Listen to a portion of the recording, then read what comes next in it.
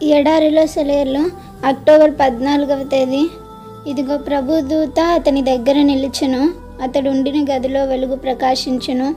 దూత పేతురు ప్రక్కను తట్టి త్వరగా లమ్మని చెప్పి అతని లేపగా సంకెళ్ళు అతని చేతుల నుండి ఊడిపడను. అపోస్తలుల కార్యములు 12వ అధ్యాయం 7వ వచనం. అయితే మధ్యరాత్రి వేళ పౌలును సీలయు దేవుని ప్రార్థించుచు కీర్తనలు పాడుచుండిరి, ఖైదీలు వినుచుండిరి. అప్పుడు అకస్మాత్తుగా మహాభూకంపము కలిగెను, చెరసాల పునాదులు అదరెను, వెంటనే తలుపులన్నీ తెరుచుకొనెను, అందరి బంధకములు ఊడెను. అపోస్తలుల కార్యములు 16వ అధ్యాయం 25-26 వచనాలు. ఇదే దేవుని పద్ధతి. రాత్రి గాఢాంధకారంలో ఆయన అలల మీద నడిచి వస్తాడు. ఉరి తీసే సమయం దగ్గర పడుతుంటే దేవదూత పేతురున్న గదికి వచ్చాడు. మొర్దెకాయ్ కోసం నిర్మించిన ఉరి స్తంభం సిద్ధమైన తరువాత చక్రవర్తికి నిద్ర పట్టలేదు. అలా నిద్ర పట్టకపోవడమే యూదులకి మేలుగా పరిణమించింది.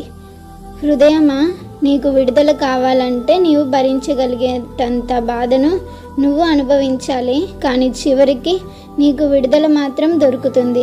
దేవుడు నిన్ను ఎదురు చూసేలా చేస్తాడు, కానీ తాను చేసిన నిబంధన ఆయన మర్చిపోడు. తన అమూల్యమైన మాటను నెరవేర్చడానికి తిరిగి వస్తాడు. దేవుడు పనిచేసే విధానంలో ఒక సామాన్యత ఉంది. ఏ సందర్భానికైనా సరిపోయే వివేకం ఉంది. తనపై నమ్మకం ఉంచిన వారి పట్ల ఆయన విశ్వాస్యత అంచులంచులమైనది. తన సంకల్పాలను నెరవేర్చడంలో ఆయనకు ఒక దీక్ష ఉంది. ఒక తోటి ఖైదీ, తరువాత ఒక కళ, ఈ రెంటి సహాయంతో చెరసాల్లో ఉన్న యోసేపును ప్రధానమంత్రిని చేశాడు. ఒక్కసారి అంత ఉన్నతమైన పదవి దక్కినందుకు యోసేపు తత్తరపడకుండా అతని చెరసాల అనుభవాలు అడ్డంగా నిలిచాయి. దేవుని పద్ధతుల్లో నమ్మకం ఉంచి ఆయన కాల నిర్ణయం ప్రకారం వెళ్ళడం ఎంతో శ్రేయస్కరం.